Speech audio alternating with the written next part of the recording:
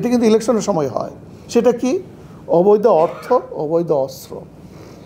এই যে ভালো সুন্দর আলোচনা করছেন, এই সরকারের অন্যতম যেমন ক্রেডিট আছে আমরা অবশ্যই দিব, কারণ ইউনূস সাহেবের ব্যক্তিত্ব এবং আন্তর্জাতিক অঙ্গনের তার যে অবস্থান, এটা যে আমাদের জন্য কতটা অ্যাসেট হয়েছে এতে কোনো সন্দেহ নেই, কোনো সন্দেহ নেই।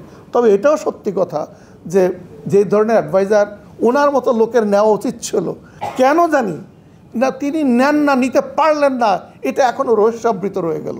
এবং এই এই এত ছোট্ট ক্যাবিনেট নিয়ে এবং এই ধরনের লোকদেরকে নিয়ে কেন তিনি এগোচ্ছেন আমাদেরও বোঝে আসে না।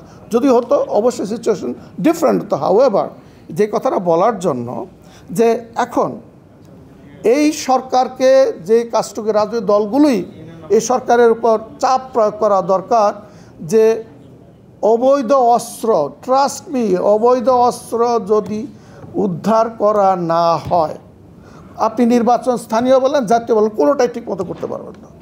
এবং অবৈধ অর্থের যে এত 16-17 বছরে তারা না দেশের ভেতরে না দেশের বাইরে, আমরা তো এখনও ফিরে আনতে দেখতেছি না, উদ্ধার করতে দেখতেছি না, শুধু বিরুদ্ধে বক্তৃতাই শুনছি।